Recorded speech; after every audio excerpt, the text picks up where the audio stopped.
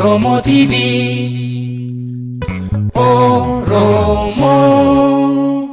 Oromo TV. Dhaggeeffattoota sagalee Oromiyaatii fi daawwattoota Oromoo TV kabajamoo. Kanatti aansinee miseensa waraana adda bilisummaa Oromoo ka durii tokko wajjin haasawa goona isinii dhiyeessina.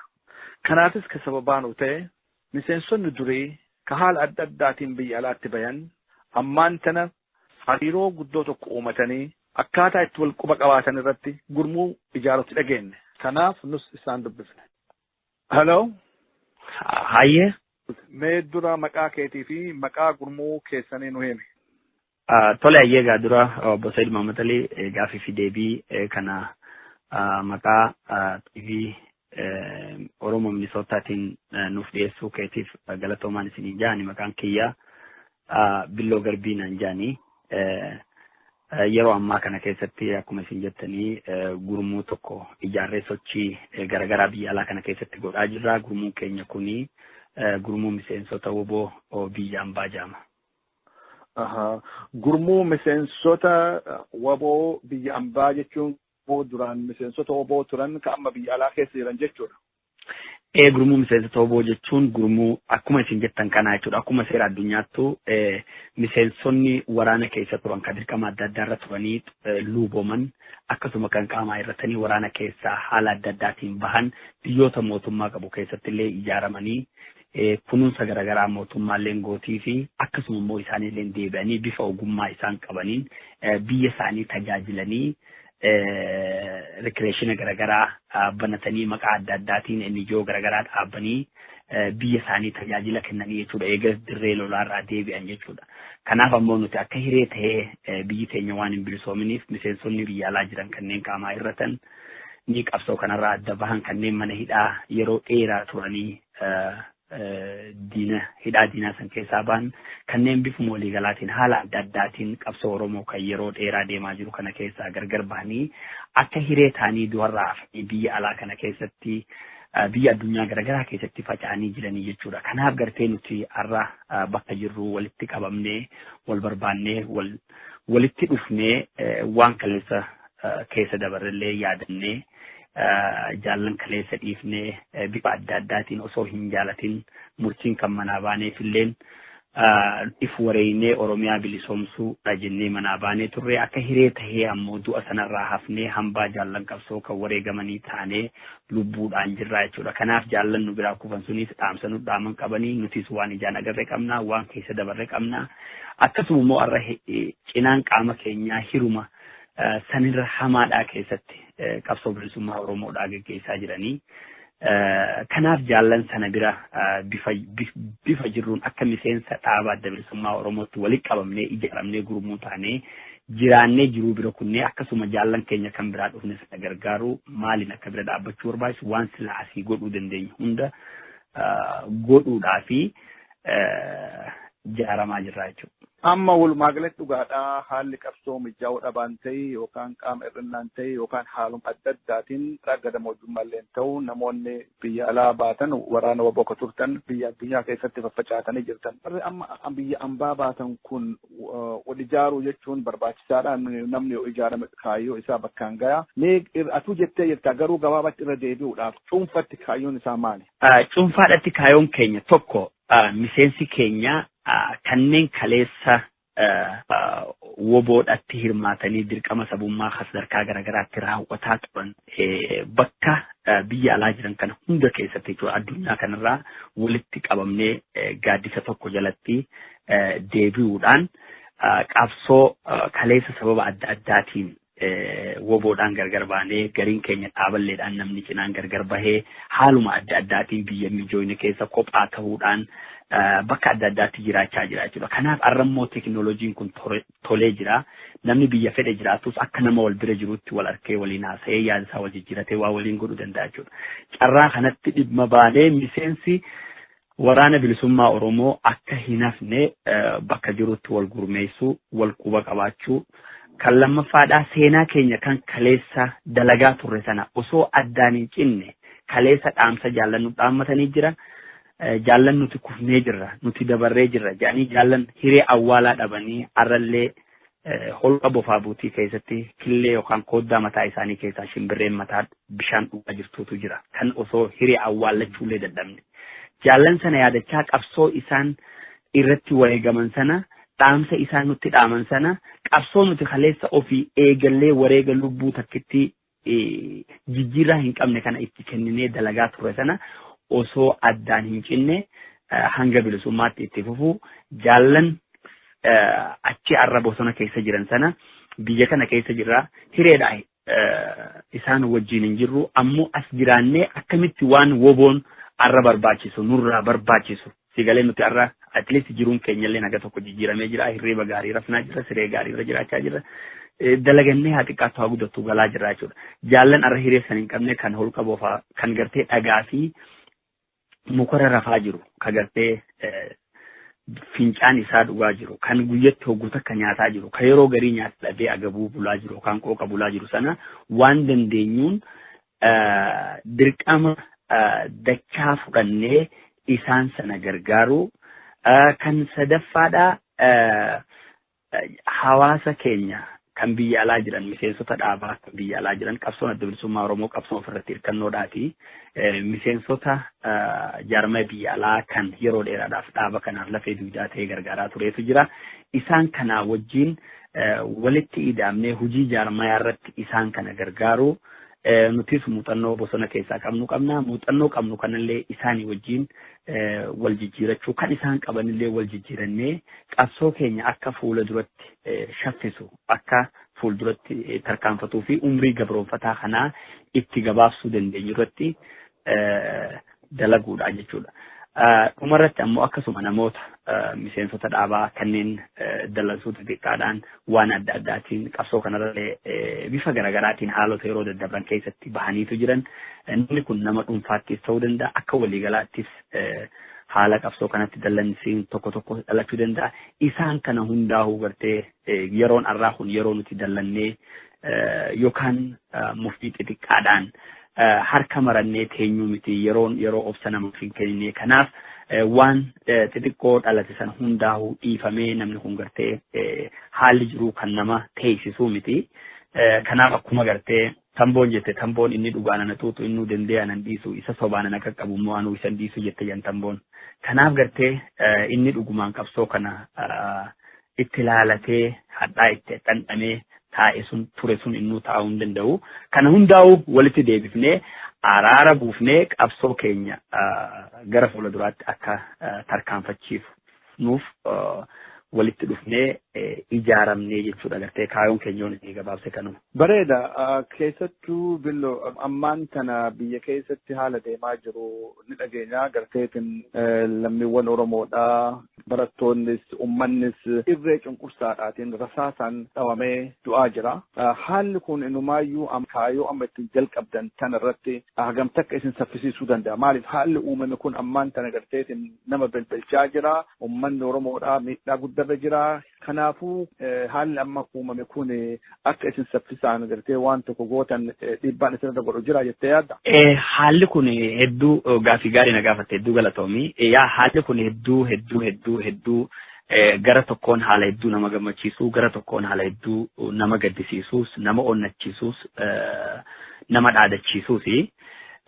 Gara tokkoon agartee Oromiyaa kana bilisoomsuudhaaf kaleessa namoota hangoodhaatu bosona Oromiyaadhaa keessaa Oromiyaan ni bilisoomti jechaa ture. Gaafii bilisummaa sanaaf mormachaa ture jechuudha.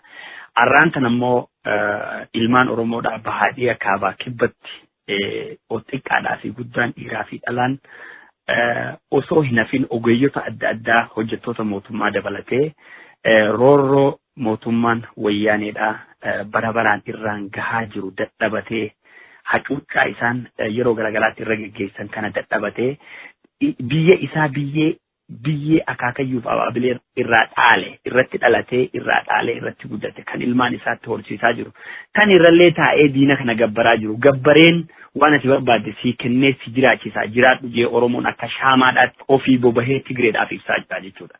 Akkasumattuu jiraachuu dadhabee ati jiraachuun qabdu lafa kanarraa ka'i hadhattuu ta'e yookaan balbala kiyya hogganan galee seenu naa banii naa cufiidhaan diinni lafarraa harcaasaa jira jechuudha. kan dur diina lafarra ta'anii gabbaraa turan lafaa wajji faasii bitaa jechuudha. Kan ammaa kun ammoo dachii iyyuurraa si kaafateeti dachii bishaan qabdu dachii qonnaaf taatu dachii magaalaa dhiyaatu dachii biizinasaaf taatu biyyoota ambaatii fi hooggantoota Tigreedhaatii fi tujjaarota Tigreedhaatiif gurguraa jira jechuudha. Kanaaf gaa Oromoon ni dadhabate dheefni goda ga'e namaa afaan deebi'aa jiran jechuudha. Oromoon ilma jaalatu dhabee jira biyya isaa Oromoon biyyee lafa jaalata. Xaaliyaan gaafa biyya sana qabatu waan tokko dhaamee jiran waraana isaatiif. Oromoon dhalaadhaa fi biyya isaa biyya jaalata lafa jechuun lafa jaalataa waan kana duraan tuqinaa jee dhaamee ture jiran Xaaliyaan gaafa biyya san ture jechuudha. Kanaaf gartee dubbiin lafaa lafee tajan sana Oromoo yeroo kana tuqu gartee egaa lafaa ka'e wanni isaa hin jirtu jechuudha. Biyya dhabee jira, qabeenya dhabee jira, miskiinee jira. Uummanni keenya jechuudha. Ilma jaalatu dhabee jira, intala jaalatu dhabee jira, abbaa jaalatu dhabee jira, obboleessa jaalatu dhabee jira, hiriyaa jaalatu dhabee jira jechuudha. Wanni takkittiin isaa hafe lubbuu takkittii deemuun tanaa jechuudha. Tanaan karaarra dhaabbatee kadhataa jira jechuudha. Oromoon dur kan qabnellee ameessa geessee hidhaaf arrammoo kadhatu karaa naman dabarsu jechuun namni nama kadhatu akka warri biyya keessa jiran nuuf himanitti jechuudha. Kanaaf haala kanarraa kan ka'e rakkoon Oromoodhaa bifa hundaan waan fakkaatuuf Oromoon lafaa ka'ee mirga isaa gaafate jechuudha. Hoggaa gaafatu immoo guyyaa tokkotti waan dhugumaan nama gammachiisu waan kaleessa gartee namni hangoon dhiiroo bonni kun numa taatii je'ellee if gaafachaa ture. Sigalee dhiiroo waan kana numa agarraa je'ellee if gaafataa ture. Arra guyyaa tokkotti Oromoon lafaa ka'ee mirga isaa guyyaa adii karaa makiinaa irratti bahee balbala mootummaa gabroonfataa dura bahee narraa dhaati ansin barbaadu biyya kiyyaan barbaada haqa kiyyaan barbaada qabeenya kiyyaan barbaada je'ee karaa nagaatiin gaafataa jira jechuudha. Mootummaan naasuu tokko malee kuni waan nama gammachiisu jechuudha. Hoggaa Oromoon lafaa ka'ee bahaaf dhiya kaabaaf kibbaa kanatti gaafatu. Kaleessa Oromoon bifa kanaan walitti dirmataan turre. Yoo yeruma gabaabaa keessa yaadan yeroo ammaa hiriira nagayaa watariif arbarakattee gujeedhatti namoonni kumaatamaan dhumaa turan sana kan carraan kanarra bal'aa ture Oromoon akkana wal dhagaan turre jechuudha. Arrammoo hacuuccaa lakka mootummaan gartee keessa gaddeemuun akka wannaatti nyaatee nama fixee guyyaa tokkotti lafaa dhoosee jira jechuudha. Kuni waan hedduu nama gammachiisuu fi umrii mootummaa kanaa itti gabaabsamu kan bilisummaa uummata Oromoo kan yeroo dheeraaf Oromoon wareega lubbuu qabeenya yaadaa fi waan adda addaa itti gumaachaa turte kana kan yeroo gabaabaa keessatti nu gonfachiisuu fi abdii guddaa namaa kennu jechuudha. Gara biraatiin ammoo ijoollee daa'imman gartee kanaan kaatee karaa nagaatiin qalamaaf daftara qabattee gaafattu humni faashistii wayyaaneedha. Waraanas laaboordaree daangaarraa deebisee ilmaan kanatti fixaa jira.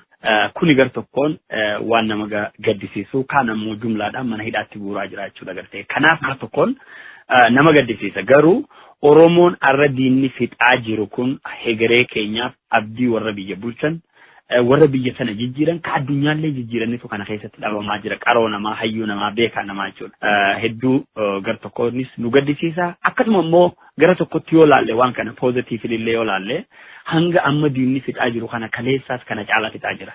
Kan arra karaarratti bahee mirga isaa gaafatee du'aa jira. Ka osoo hin gaafatin eenyutu ganda san keessaa qaroodhaa eenyu iskoola san keessaa qaroodhaan guyyaadhaan mana murtiitiin alatti wayyaaneen fuutee nama ukkaamsitee adamsaa jirti jechuudha. Inumaayyuu kan karaarra gabbahee guyyaa adii dhaabbatee diinaan dhaawamu kuni Oromoollee akka mirga isaa falmatu godha. Hiriyaa isaa maatii isaarraa dabalee diina mootummaa kanaa umrii kan walittiin araaramne Oromoon duraanuu diinaa wajjin walitti araaran qabu dirqiidhaan bulaa jira.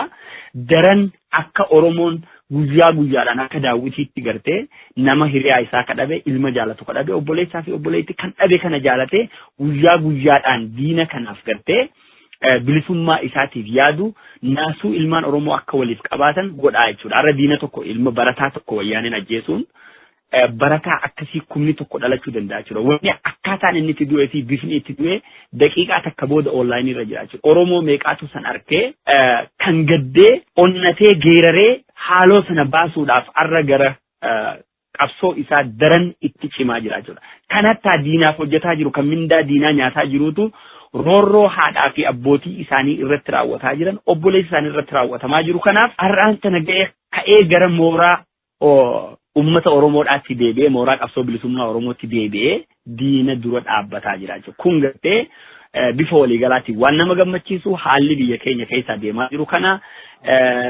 kanarra dhaabbannee gartee nuti walgahii hatattamallee godhannee irratti mari'achaa turre akkamitti waan dandeenyuun waan kanallee irratti waan godhallee qabnaa yoon amma kanallee jechuu baadhee kanaaf gartee waraana keenya birallee dhaabbannee woboon irree isaa cimsatee daran kana caalaa ijoollee keenyallee akka protect godhuu danda'u fi akkasuma isaanillee haala silaa danda'ameen daran akka mirga isaanii falmatan kun kaleessa waan waggaa dheeraadhaaf nama gabaabaadhaan godhamaa ture arrammoo guutuun Oromiyaadhaa belbeltee namni bilisummaa isaa gaafataa jira. Kuni gara kanaan hedduu ittiif gammannaa kaa'imman keenya obboleeyyan daa'imman abdii boruu kan dhumaa jirus gar tokkoon nu gaddisiisaa jechuudha. Ijoollee qalamaaf daftaraan dhumaa jirtu. Kanaaf haadholiin abbootiin obboleeyyan jabaannee garaa hidhannee awwaallannee teenyee taaziyaa teenyee gallee boohurra kaanee gumaa isaa baastee Oromoon bilisummaa isaatiif akka eegale kanatti osoo hin qabbaneessin osoo walirraa hin hafne akkuma amma ka'e kanatti kabajaa isaa gootummaa Oromoon dur leencaan dooniyaa uffatee leenca gorra'aa ture jechuudha. Dhalli amma jiru kun hedduun isaa onneen isaa gartee wanna ta'ee ture jechuudha. Har'a Oromoon gootummaa kabajaa sana riistoor godhee jira deebifatee jira jechuudha. Taankii fi xayyaara dura dhaabbatee jira jechuudha. Kabajaa kaleessa abbootii keenyaa kan itti eeboo fi wanteedhaan gaafa harma muraanolli fi calii calanqoo dhaabbatee mormaanii ture sana Oromoo waggaa 130 ol boodatti arra deebi'ee gonfatee jira jechuudha. Kanaaf kuni waan deebi'ee sharafamuu hin dandeenye mirga sochii hanga ammaa godheen Oromoon harkatee jechuudha. Biillo namoonni woboo keessa turtan wajjaallan keessan sodirree qabatu kufanii jiranii akka hiree ta'ee kan lubbuun hafe kun warraan kana haala adda addaatiin biyya alaa bahee jira. Garuu wanni guddaan tokko isin mooxannoo bara dheeraa qabdanii hedduun keessan namoota umrii ijoollummaan qabsoo kana keessatti guddatanii har'a biyya alaa jiran jiru. Akkuma beekamu qabsoon Oromoodhaa haala adda addaatiin akka bakka barbaachisan galii geenye. Kanaafuu ammaan tana isin karaa hooggana gorsuutiin qabsoo kanatti walii yaada kennuudhaatiin sodaa tokko malee wal sodaatuu malee Oromoon akka gaariitti akka qabsoon tun fuulduratti tarkaanfattu gochuudhaaf yaada walii kennuudhaatti gartee akkanumatti zigaale yookaan ammoo garteetiin adaba tokkoon akka usaniitum wal bira moggaa deemu osoo hin ta'in haqa walii himanii akka qabsoon kun daddafteetiin gartee saffisuu dandeettu irratti yaada hiree gumaachuudhaa Woboon alatti ijaarame akkasii argata. Akka gaariitti qabna jechuudha. Kaleessumallee gartee miseensi sadarkaa gadii hoggana olaanuuf aadaa dhaaba kanaa keessatti yaada mirga miseensummaa kan heera adda bilisummaa Oromoo irra jiru jechuudha. Miseensi dhaabaa tokko yaada qabsoo kanaaf tolu kan qabsoo kana fuulduratti tarkaanfachiisu ol dhiyeeffata. Yoo qeeqa akka namaatti illee qabaate hoggana isaa wal jirullee qeeqee abalu wanni kun sirrii miti akkanaa miti jee akka gartee qophiin qeequufiif qeequudhaa kan ulee dirmambuu hin qabne namni wal taanu waan kanaaf lafa kaayame. Miseensi gadiitis hiree qabaate hoggana isarra jirullee yoo adabuu baate aboo akka agartee walitti dhufee namni wal qeeqaa jechuudha. Wanni akkanaafun sirriidhaa miti sirraan tolu ati nama kanaatiin waan kana dhiisijee wal onnajaa jechuudha. Akkasuma immoo carraa banaa yaada ofii ibsachuu yaada kennachuudhaan qabsoon kun yoo bifa kanaan deeme akkana ta'e bareeda natti fakkaata. Warra gartee poolisii imaammata baasee waa godhuudhaaf yaanni galgalaa ganama kennamatuma ture duriif jechuudha. Amma immoo akka isin nagaafattanitti gartee akka hireetee namni kun biyya alaa kana keessaas dhufee jira. Gariin miseensota kanaa barateellee ogummaa adda addaa ogummaa duratti illee muuxannoo garaagaraa horatee jira. Akkasuma immoo aadaalee biyya alaa kana keessatti waan hedduu tokko kan baratamee jira jechuudha. Waan kana gartee kan seenaa qoratee seenaa bilisummaa biyyoota garaagaraa kan akka keenyatti gabroomanii bilisummaa harkataniitis kan keenyaa wajjin walitti dhiyaatu hiikuudhaan keenyallee kanaa wajjin wal fakkaata akkanatti maaliif hin deemne akkana maaliif hin taane jennee iggitii tokko malee jechuudha gartee yaada keenya yeroo yeroodhaan walitti dhufaa jirraa kanaaf ol dabarsinee akka qabsoo kanaaf tolutti jechuudha akka jaarmaya dhaaba kanaa kan biyya alaa kana keessatti ijaaramaa jirus ta'ee kan waliigalaas ta'ee kan waraana keenyaas ta'ee garuma hundarrattuu carraa bal'aa qabnaa jechuudha. Suduudaan hoggana dhaabaa olaanaa wajjinis hariiroo Daarektiidha qabnaa suduudhaanii. Kanaaf haala gaariidhaan carraa banaa qabnaa jechuudha waan qabsoo keenyaaf tolu irratti jechuudha gartee muuxannoo haaraa duraan qabnu irratti illee harka illee dabalannee jechuudha. Bareeda. Karaa kaaniin amma akka dhagayetti amajjii tokkotti akka walgahiin tokko jiru maal amajjiin amma babe kun dhumee jira garuma torbaan tokkotti nafaa jira akka walgahii wayii qabdantu dhagahame mee kana maaltu jira booda irratti ergaa dabarsuun kan keenu oolu silaa jedhee abdadha. Maali walgahiin ammaa kun?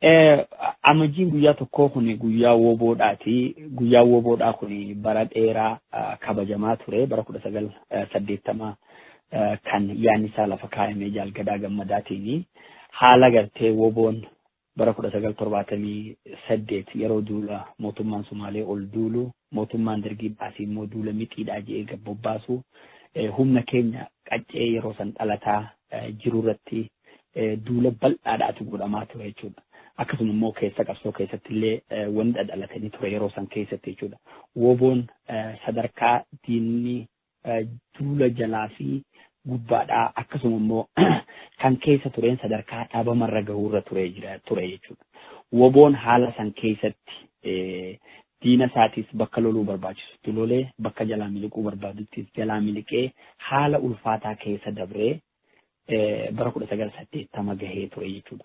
Yeroo kana keessatti injifannoolee woboon duula guddaa yeroo san keessatti woboo dhalachaa jiru kichuu irratti gahee kanarraa hafee jiraachuu isaatiif maaliif guyyaa tokko gartee kan waraana bilisummaa Oromootiin yaamamu maaliif hin qabaanne kan jiruun jaalli hara lubbuun hin jirre jaalgadaa gammadaa dhiyeessanii turanii wanni kun hoggana yeroo san turaniin raggaasifamee amajjiin guyyaa tokko ayyaana bara haarayaatiis akkasuma ayyaana bara haarayaa irratti dabalatamee guyyaa waraanni bilisummaa Oromoo duula guddaa kanarraa hafee jiraatee if ojaaree deebi'ee diina isaa kun rukutaa jiru kana maaliif hin godhanne kan jiruun guyyaan kun gaafa sirraa ka'ee murtaa'ee ture jechuudha.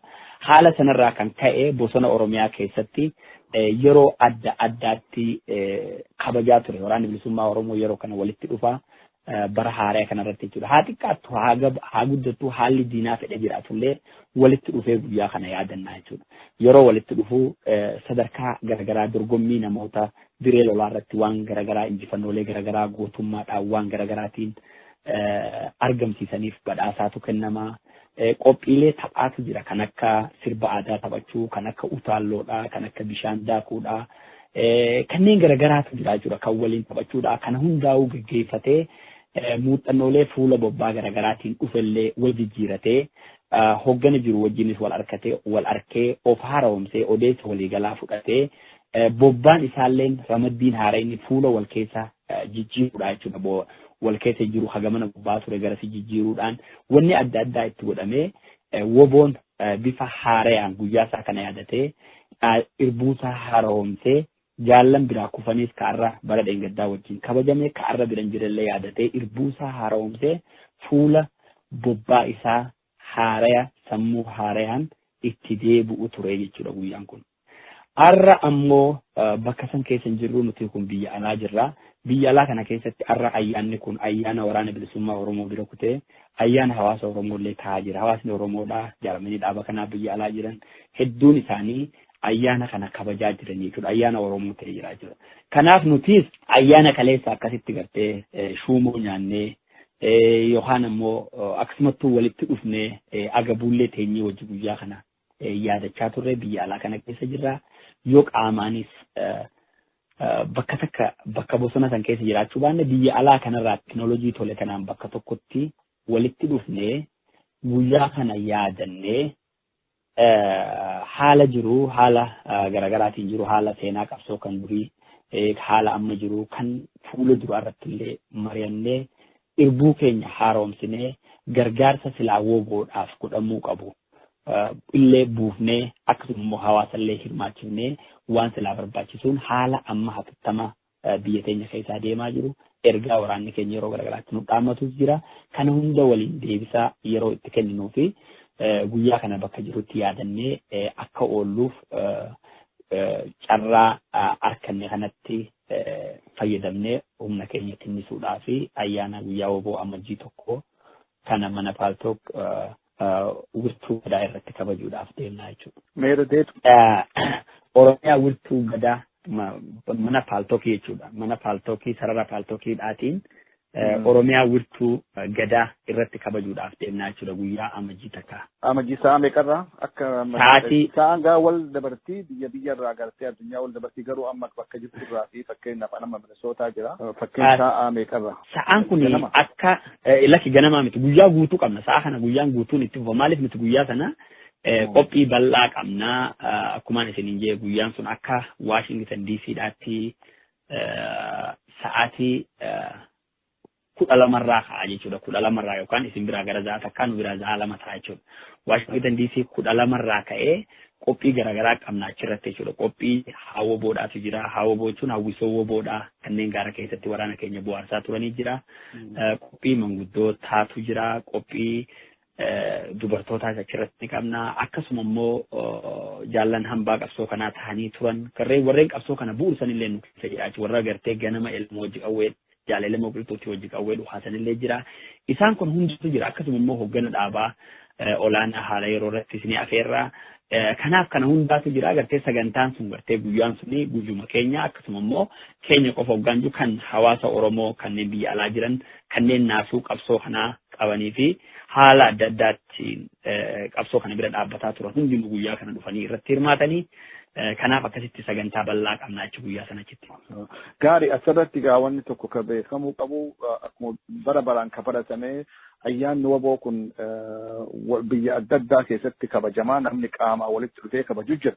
Isin ammoo amma gartee kana himaa jirtu walgahiin guddaan amma sadarkaa addunyaatti sararaa paaltook irra jira jechuudha. Akkami ka biyyatti qopheeffamu wajjin akka sa'a waliin dhooyine wanni itti yaadame jira moo akkam? Ni jira yaa dhugaa keessanii yaa guyyaan kun akkuma isin jettanii addunyaa hundarratti kabajamaa hawaasni Oromoodha.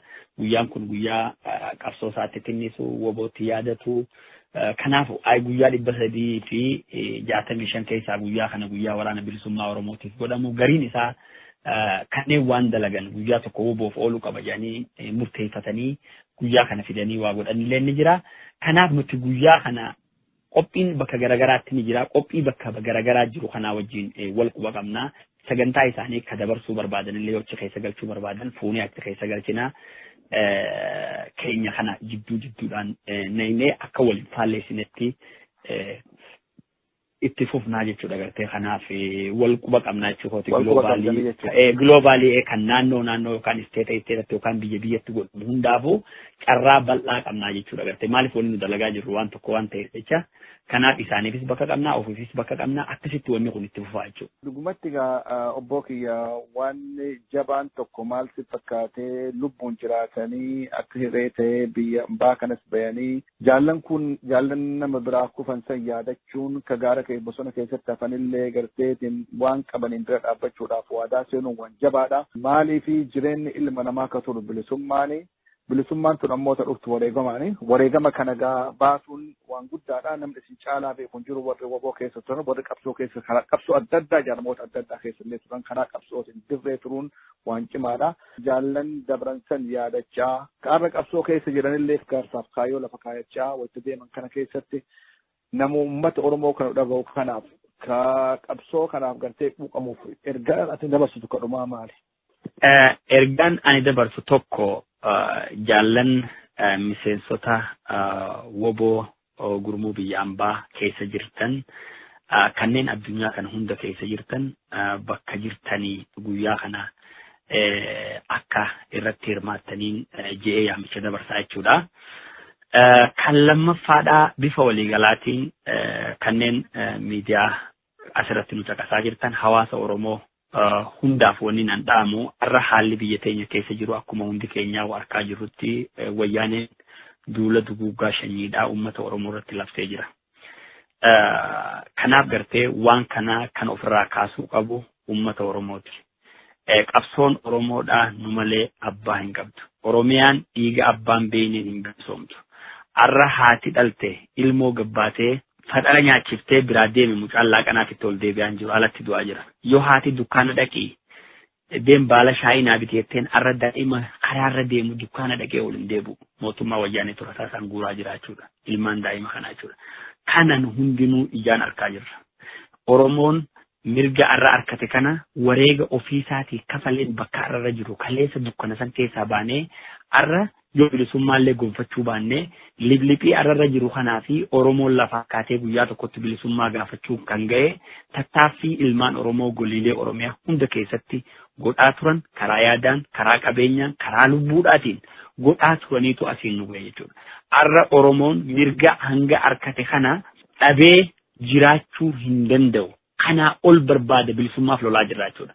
Wanni arra asiin geenye tunis kan tolatti dhufee miti tattaaffii keenya irree keenya gootummaa keenya qabeenya keenyaan dhufe jechuudha. Bakka kanarraa kaanee bilisummaa barbaannu xumuratti goonee gonfachuudhaaf ammallee qabsoon nu barbaaddi. Hayyuu Oromoo barbaaddi. Hayyittii Oromoo barbaaddi. Beekaa wallaalaa xiqqaa fi guddaa qabeenya keenya yaada keenya lubbuu keenya gaafatte jechuudha. Kanaan malee hin dhuftu. Oromoon kunoo arra walitti dirmataa jira. Nuti tokko kan diinni waggaa 100 adda cabsee maqaa garaagaraatiin kutaan adda qoodee jiraataa jiru arra walitti dhangala'ee Oromoo waliin goliilee Oromiyaa magaalaa fi baadiyyaa keessatti waliin dhumaa jira jechuudha. Kanaaf nuti akka Oromootti gaafatama seenaas qabna, gaafatama dhalootaatis qabna, dhaamsa jaallan, hiriyaan jaallannu, obboleeyyan jaallannu, nu biraa dhumanillee kan ijaan arkaa jirru kana gaafatama isaanii qabna. Jaalli du'u kun kaarra wareegamaa jiru kun karaarratti wareegamaa jiru kun andu'ee jira.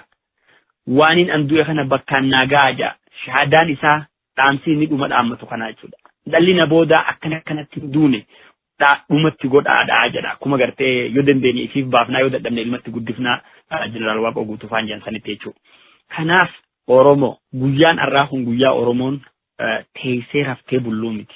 Guyyaa waan dandeenyuun ammaaliin godhu jira, maaliin godhaa ture, maaliin godhuu deema jennee of gaafachuu qabnu jechuudha. Kanaaf bakka jirru yoo xiqqaate waa godhu qabna. Oromoon har'a kee lallabataa jira. Yoo xiqqaate namni biyya alaa jiru kuni yoo waan biraa dadhabne shiftaa gandi Oromoon dur shiftaadhaan ganda kabajaatti godha.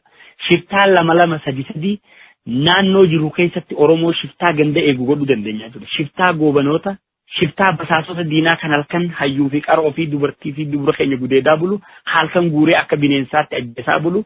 Kana shiftaa gandarraa dhorku nama tokko nama 2-3 ganda Oromoo keessatti jaaruu dandeenya jechuudha. Shiftaa gaaratti qallabamu, kan gandinimne, kan nama waa himu, kan deemee daa'ima ganda keessaa guuraa jiru, kan hayyuu ganda keessaa guuraa jiru kana adabuu dandeenya yoo xiqqaate waan biraa yoo dadhabame jechuudha. Ganduma keessa dhalate protect godhuu danda'a namni as jiru kun. Qawwee 2 bitee nama tokko guyyaa dalagataa oolee galgala waa balleessu nama rakkate gandarraa dhorku. Kanaaf Oromoon mirga amma arkate kana daran itti fufee bilisummaadhaan gahuudhaaf bilisummaan akkuma duratti jee dhiiga abbaan beeyneen hin dhuftu wareega keenyaan as geesse ammallee wareega keenyaan bilisummaa dhufti. Kanaaf yaa Oromoo waliif haa dhiinnu waliif haa kaanu qabsoo bilisummaa Oromoo bira kaanee haa dhaabbannu. Waan kana hunda milkeessuudhaaf waraana bilisummaa Oromoo bakka jirutti arra osoo kaleessa gartee Oromoon kanaa dhufaa beekee bakka jirru harka marannee taa'uu baannee waraana keenya hidhachiifnee rasaasatti binnee waan silaa barbaannu goone tarii arra woboon injifannoon fudhatu kanaa ol ture. Kanaaf hanqina amma idduudhaan dhalataa jiru kana argaa jirra. Kana hunda cufuudhaaf ilmi Oromoodhaaf gartan wayyaaneen agaaziin uummata fitaa jirti jechuudha. Deebisaa kanaaf nutis rasaasa bituu qawwee bituu waraana bilisummaa Oromoo hidhachiisuudhaan akka ijoollee daa'ima karaarra bahee mirga isaa gaafatu kana diinarraa faccisuu danda'u godhuun gaafatama tokkoon ilmaan Oromoodhaati. Kanaaf waan kanarratti ol kaanee harka wal qabannee haa dhaabbannu. Jireenya keenya ka jiraataa jirru hunda keessatti dalaynus yeroo nyaannus yeroo kaan yeroo deemnu hundaa'u daa'imman dhumaa jiru kana yaadannee ofii kiyyaa maaliin godhaaf gaafatu qabna. Seenaalleen boru nu gaafata, rabbilleen nu gaafata. Ilmaan akkana dhumaa jiru kana olaalle qabeenya isaarratti biyya isaarratti yakka tokkoon malee dhumaa jira. Dhumaa ijoollee tanaa nuutu baasuu qaba. Haqa keenya kadhamne kan diinni nurraa fudhatee irra nu fixaa jiru kana nu deeffachuu qaba. Namni dhufee nu lolu hindiin achi dhuftee nu loltu hin jirtu. Humni addunyaa kanaa rakishnichiittiin biyya hindii jira jechuudha. Hindiin sunuu dhuftee biyya keenya bitattee godhataa jirti. Biyya keenya bitattee qotaa jirti jechuudha akka barbaadetti. Gammoojjii keessa geessanii lillii dhaabaa jiranii jechuudha. Kanaaf Oromoon duuti kun itti fufaa jechuudha gartee dhaabbachuuf hin deemu.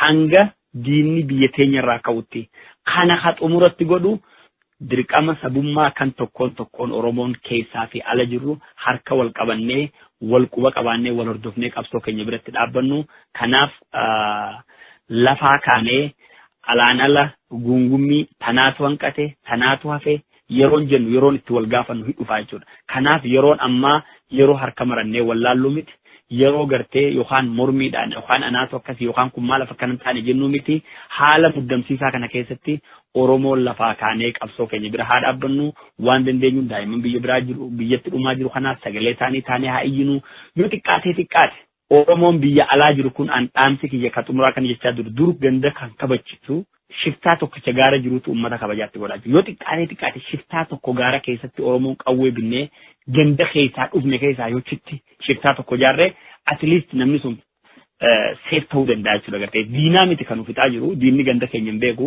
namachi waliin dhalatee wal fixaa jira jechuudha nama kana karaa adda addaatiin karaa gorsaatiin ofirraa dhaabuu yoo dide immoo karaa silaa inni itti dhaabbachuu danda'u tokkotti Oromoon tarkaanfii fudhatu qabdi jechuudha.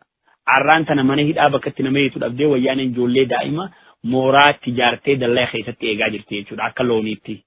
Kanaaf kanaan ja'a warreen ammoo diinaa wajjin hojjetaa jirtan kaleessa warra diinaa wajjin hojjetee Oromoo fixaa ture Oromoo hiisisaa ture hiree isaanii hundi keenyaa ni agarra. Booddeen isaanii biyyaa baqachuu hidhamuu ajjeefamuu jechuudha. Warreen jalqaba diina kanaa wajjii eegale tokkollee narra hin jiran.